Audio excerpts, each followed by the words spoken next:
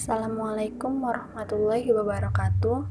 Perkenalkan, nama saya Salsabila Regi Syafira, NIM 19110052, Prodi S1 Farmasi, semester 2, Universitas Kadar Bangsa Palembang. Baiklah, saya akan menjelaskan mengenai tugas saya, yaitu morfologi organ pada tumbuhan. Pertama yaitu ada daun. Definisi daun berwarna hijau, tipis, dan sejajar dengan batang. Daun biasanya berwarna hijau, tapi tidak seluruh daun berwarna hijau. Contohnya adalah daun maple. Pada musim gugur atau musim semi, daun maple akan berubah menjadi warna merah keorenan. Itu terjadi karena di dalam sel tumbuhan terdapat bintik-bintik pigmen pembawa zat warna yang disebut dengan kromatofor. Selain mengandung klorofil, sel daun juga terdiri dari beberapa jenis pigmen lainnya. Pigmen ini umumnya menyebabkan perubahan warna daun tanaman pada musim gugur. Fungsi daun yaitu untuk berfotosintesis untuk menghasilkan gula. Fungsi utama dari daun ini adalah untuk menyerap sinar matahari, diperlukan untuk memproduksi gula tanaman melalui proses yang disebut fotosintesis. Terus ada jenis daun sempurna. Daun yang dikatakan sempurna yaitu daun yang memiliki helai, tangkai, dan pelepah. Contohnya adalah daun pada pisang. Jika tidak mempunyai salah satu atau kedua bagian tersebut, maka disebut daun tidak lengkap. Selanjutnya ada bentuk daun. Yang pertama, blade and margin forms. Ada yang berbentuk lanceolat. Bentuk lanceolat atau lancet ini yaitu daun menyerupai mata lembing. Contoh pada tumbuhan bambu air atau petung dan bambu sero. Terus ada yang berbentuk linear, ada yang berbentuk ovat. Ovat ini berbentuk bulat telur, bagian terlebar dekat pangkal daun. Terus ada yang berbentuk eliptikal. Eliptikal ini berbentuk elips, bagian terlebar di bagian tengah daun. Terus ada daun yang berbentuk kordet, contohnya daun waru. Terus di pinggir daun ada entire, yaitu rata, utuh, tidak berbagi atau bertoreh. Terus ada krenate, yaitu beringgit, bergigi tumpul dengan toreh yang lancip dan tidak dalam. Terus ada dentate, yaitu memiliki gigi atau tonjolan berbentuk kerucut. Serate, bergigi dengan sisi yang tidak sama panjang, puncak gigi mengarah ke depan atau ujung. Terus ada incised dan lobed. Di ujung daun ada yang namanya obtus. Obtus ini artinya menumpul dengan ujung atau pangkal tumpul. Terus acuminate yaitu lancip, meruncing dengan ujung menyempit memanjang. Terus ada actus yaitu lancip, ujung atau pangkal daun membentuk sudut runcing 90 derajat. Terus di pangkal daun ada kunket, obtus yaitu berbentuk setengah lingkaran, dan kordet berbentuk menyerupai jantung. Terus ada leaf types and arrangement, yaitu susunannya. Ada yang berbentuk simple, daun biasa. Terus ada yang berbentuk palmate, seperti daun singkong. Terus ada yang berbentuk pinnate, dan ada yang berbentuk double pinnate. Terus ada yang berbentuk opposite, yaitu daun berpasangan dan berhadapan atau bersilang pada lingkaran ranting atau buku yang sama. Terus ada alternate, yaitu berseling, hanya satu helai daun melekat pada setiap buku. Daun tertata mengitari ranting seperti spiral. Ada whorled dan rosulate. Dan kalau rosulate ini berada di bawah, di atas tanah, dekat dengan akar.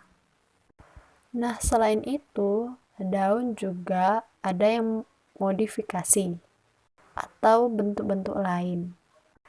Yang pertama yaitu ada leaf tendrils, yaitu batang khusus daun atau tangkai daun dengan bentuk seperti benang yang digunakan oleh tanaman memanjat untuk menopang, menempel, dan invasi seluler oleh tanaman parasit. Umumnya dengan melilitkan host yang cocok yang ditemukan dengan sentuhan. Terus ada leaf hooks, yaitu daun yang berbentuk hooks atau menyerupai pancingan. Kemudian ada bladder. Terus selanjutnya ada leaf spines. Itu adalah daun yang menyerupai duri, hanya tidak berbentuk seperti daun pada umumnya. Dan selanjutnya itu ada Phyllodes. Itu biasa ditemukan pada genus Acacia. Terus ada yang pitcher, ini kantong semar. Kantong semar itu bukan bunga, tetapi adalah daun. Nah, selanjutnya adalah bunga. Bunga sempurna memiliki 4 hal, yaitu pertama benang sari, kedua putik, ketiga kelopak, dan keempat sepal. Contohnya bunga mawar. Baiklah, di sini saya akan menjelaskan satu persatu. Benang sari atau stamen ialah organ reproduksi jantan pada bunga. Setiap benang sari umumnya terdiri dari tangkai sari atau filamen, dan pada ujung tangkai sari, kepala sari atau anther. Anther biasanya terdiri dari 4 kotak sari, disebut mikrosporanya. Terus selanjutnya ada putik. Putik atau gynecium ini paling sering digunakan sebagai istilah kolektif untuk semua karpel di bunga. Bakal biji dan benih memproduksi organ reproduksi pada tumbuhan berbunga. Terus, kelopak bunga atau salix adalah perhiasan bunga yang terletak pada lingkaran terluar. Helai kelopak bunga disebut sebagai sepal. Kelopak biasanya berwarna hijau dan kurang menarik apabila dibandingkan dengan mahkota bunga. Kelopak bunga menutupi bagian bunga lainnya ketika bunga masih belum mekar. Terus kemudian ada struktur bunga. Bunga mengandung benang sari atau putik, ditambah bagian aksesoris seperti sepal, kelopak, dan kelenjar nektar. Yang membedakan struktur bunga pada betina dan jantan ialah putik dan benang sari. Putik merupakan alat kelamin betina pada bunga. Putik tersusun atas daun-daun yang telah mengalami metamorfosis atau modifikasi. Daun-daun penyusun putik disebut daun buah atau carpellum. Secara umum, daun-daun buah penyusun putik disebut dengan gynoecium. Sedangkan bunga para jantan adalah bunga yang hanya mempunyai benang sari. Bunga jantan memiliki ketiga bagian bunga, yaitu kelopak, mahkota, dan benang sari. Namun, bunga tipe ini tidak memiliki putik. Selanjutnya, itu adalah biji, sebuah benih berisi semua informasi genetik yang diperlukan untuk berkembang menjadi seluruh tanaman. Biji terbagi menjadi dua, yaitu monokotil dan dikotil. Tumbuhan monokotil merupakan tumbuhan yang memiliki biji tunggal, tidak terbelah atau hanya berkeping satu. Karakter fisik tumbuhan monokotil ditandai oleh biji-biji dengan kotiledon tunggal, daun-daun yang berjajar paralel. Sementara dikotil adalah tumbuhan yang memiliki biji berkeping. Dikotil biasanya memiliki bagian bunga, kelopak, benang sari, dan putik. Tumbuhan dikotil memiliki ciri-ciri sepasang kotiledon atau bakal daun yang terbentuk dan melekat pada embrio dengan hipokotil. Kotiledon sudah berbentuk sejak tahapan biji dan mudah terbelah. Kedua, akarnya tunggang. Ketiga, pada bagian kaliptrogen, yaitu tudung akar, tidak memiliki tudung akar. Keempat, akarnya berkambium. Kelima, bunga memiliki kelipatan 4 atau 5. Keenam, batang bercabang-cabang, memiliki banyak dahan ranting. Contohnya seperti singkong, karet, dan puring. Selanjutnya, di morfologi organ pada tumbuhan ini terdapat akar. Akar umumnya berada di bawah tanah dan tidak memiliki node dan ruas karakteristik umum dari akar.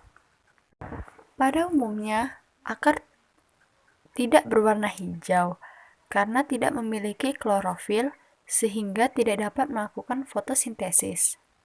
Akar juga tidak memiliki node dan ruas, tidak mempunyai daun dan tunas. Terus ada sistem perakaran atau jenis perakaran, monokotil dan dikotil. Monokotil ialah akar serabut, sementara dikotil adalah akar tunggang. Akar monokotil ini tersusun oleh beberapa macam jaringan dengan fungsi tertentu. Epidermis atau eksodermis akar monokotil terletak di bagian terluar akar, berguna sebagai jalan masuknya air serta garam mineral. Korteks akar berada di dalam epidermis, berguna sebagai tempat menyimpan cadangan makanan. Endodermis pada akar monokotil ini membentuk dinding sekunder yang tebal. Periskel akar monokotil terletak di dalam endodermis dan juga berfungsi membentuk kambium, gabus, dan cabang akar. Perisekel akar monokotil terdiri dari beberapa sel dan juga membentuk akar lateral. Xilem dan floem akar monokotil tidak tersusun rapi dan juga berselingan dengan jumlah yang sangat banyak dikarenakan tidak adanya kambium seperti pada akar dikotil. Sebelum bagian pusat akar terbentuk, xilem ini berhenti tumbuh sehingga jalur-jalur xilem saling berikatan. Empulur tumbuhan monokotil terletak di tengah dan dikelilingi oleh xilem dan juga floem secara berselang-seling. Sedangkan akar dikotil, epidermis, korteks, dan juga perisikkel pada tumbuhan dikotil memiliki fungsi dan letak yang sama dengan tumbuhan monokotil. Endodermis akar dikotil terletak di dalam korteks dan juga di luar perisikkel. Endodermis akar dikotil mempunyai bentuk kotak dan tersusun rapat tanpa adanya celah antar sel. Endodermis berguna untuk mengatur masuknya air ke pembuluh, juga menyimpan zat makanan. Perisekel pada akar dikotil hanya terdiri dari selapis sel. Xilem dan floem pada akar dikotil tersusun secara radial dan juga membentuk jari-jari. Xilem berada di tengah dengan floem yang mengelilinginya. Di antara xilem dan floem terdapat cambium. Pembuluh xilem mempunyai dinding yang tebal dengan serat sedikit tetapi mempunyai banyak parenkim. Selanjutnya ada bagian-bagian akar. Pertama, ada region of elongation, yaitu sel-sel pada daerah ini tumbuh bertambah besar. Maksudnya adalah daerah di mana sel-sel mengalami pemanjangan dan pembentangan. Zona elongasi dimulai 0,7 sampai 1,5 mm dari ujung akar. Ketika sel mengalami pemanjangan, maka bagian zona meristematik akan terdorong ke depan sehingga akar akan memanjang. Selanjutnya ada tudung akar, adalah bagian akar yang terletak paling ujung. Terbentuk dari sel-sel parenkim hidup yang kadang mengandung pati. Berfungsi untuk melindungi meristem dan melumasi akar, sehingga dapat mengurangi kerusakan mekanis akibat gesekan antara ujung akar dan butir-butir tanah ketika akar menembus tanah. Terus ada meristematic zone, yaitu bagian akar terletak di dekat root cap. Sel pada daerah ini aktif membelah untuk tumbuh. Terus ada sel pematangan. Ini adalah zona yang terletak di atas zona pemanjangan. Pada daerah ini, sel-sel berdiferensiasi menjadi berbagai jenis. Mereka membentuk jaringan seperti epidermis, konteks, dan ikatan pembuluh. Di wilayah ini, sejumlah akar rambut juga muncul yang bertanggung jawab sebagai penyerap air dan mineral.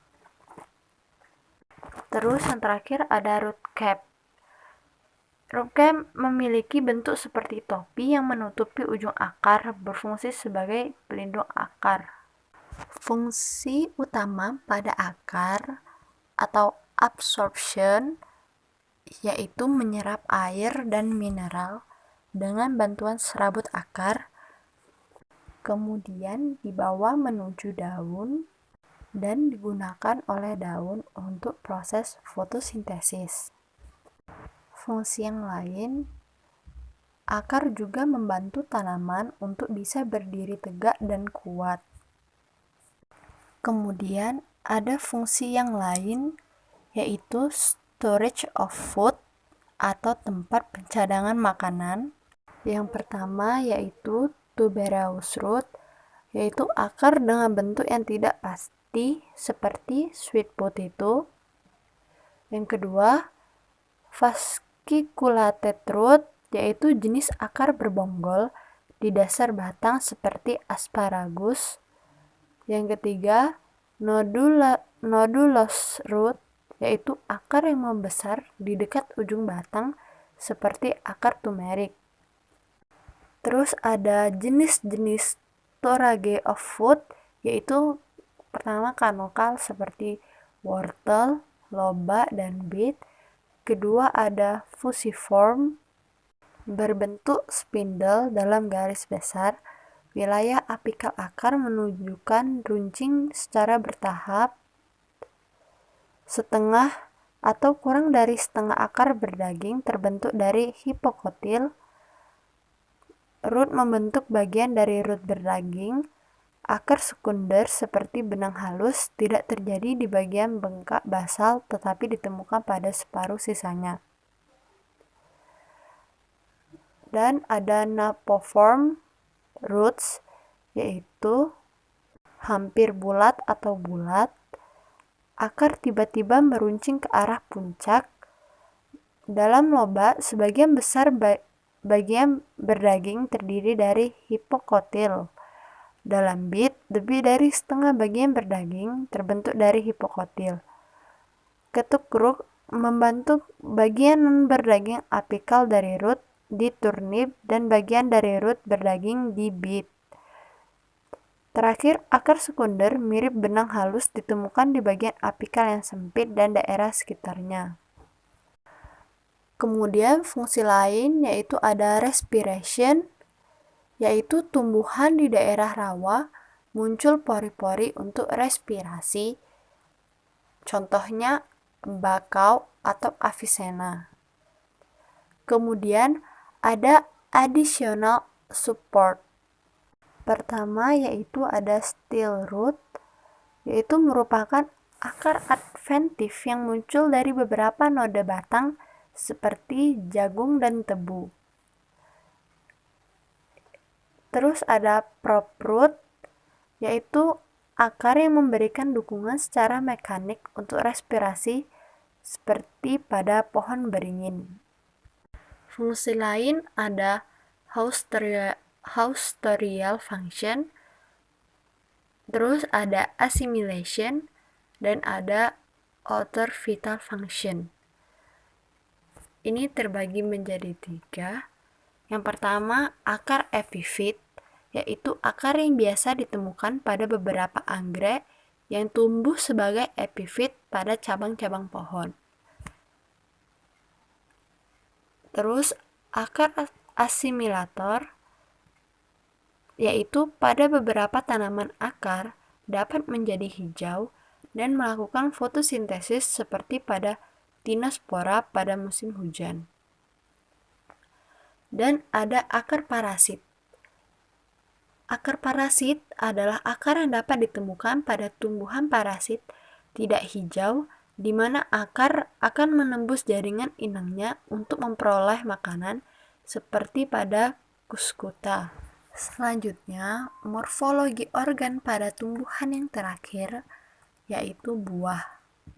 Buah dapat didefinisikan sebagai ovarium yang telah dibuahi dan berkembang, di mana buah ini berasal dari buah yang telah melewati proses penyerbukan dan pembuahan.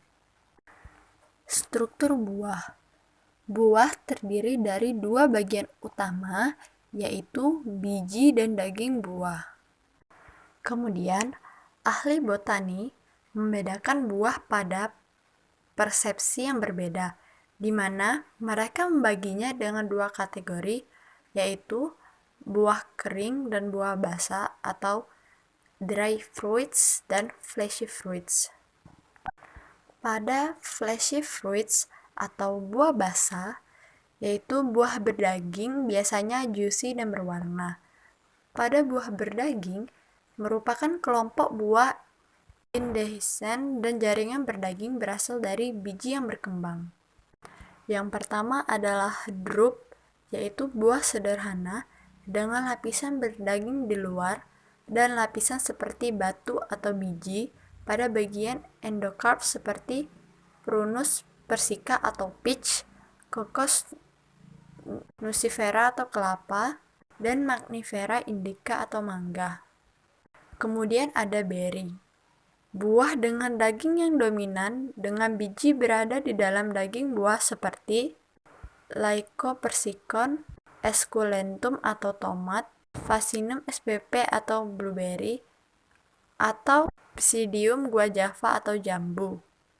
Kemudian selanjutnya ada pepo, seperti buah beri namun ukurannya lebih besar dan berkulit keras, seperti Citrullus lanatus atau semangka, Cucumis sativus atau mentimun, dan Curcubita spp atau labu.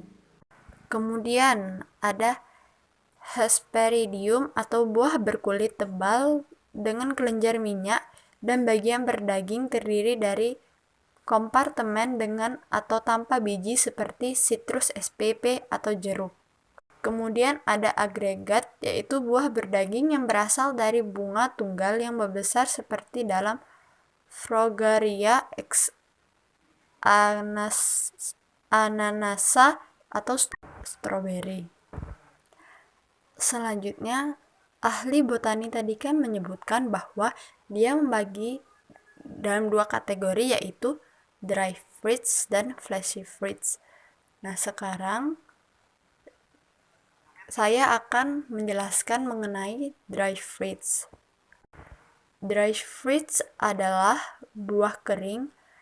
Pada umumnya, dinding ovarium tipis serta kering dan tidak memiliki variasi warna. Umumnya dibagi menjadi dua, yaitu indehiscent dan dehiscent. Contohnya seperti akhen. Akhen ini dinding hampir tak terpisah, kecil, keras, seperti Helianthus annus atau bunga matahari. Selanjutnya samara, yaitu satu atau dua buah utama bersayap seperti pada Acer rubrum atau mapel merah. Selanjutnya ada nuts bercangkang keras, dehiscent seperti Juglans nigra atau walnut hitam atau Caria illinoinesis atau kemiri. Terus ada grain sebagai tumbuhan rumput, benih tertutup hampir tak terpisahkan dari dinding ovarium menyelimuti, contohnya kacang-kacangan. Kemudian ada kapsul, terdiri dari 2 atau lebih karpel, terdapat banyak biji di setiap karpel seperti dalam Gossypium spp atau kapas. Kemudian ada silikum, beberapa biji dalam 2 karpel seperti dalam Iberis odorata dan Brassica spp atau mustard. Kemudian ada legum, terbentuk dari putik, dehiscent di kedua sisi seperti yang terlihat pada Pisum sativum atau dan Senna alota atau candlebush atau kedelai. Terakhir ada follicle, yaitu buah utama terbentuk dari karpel tunggal dan membelah pada satu sisi seperti Mondevillas plandens atau Alamanda pink dan Ascleplos spp atau milkweed. Baiklah, sekian penjelasan materi dari saya. Wassalamualaikum warahmatullahi wabarakatuh.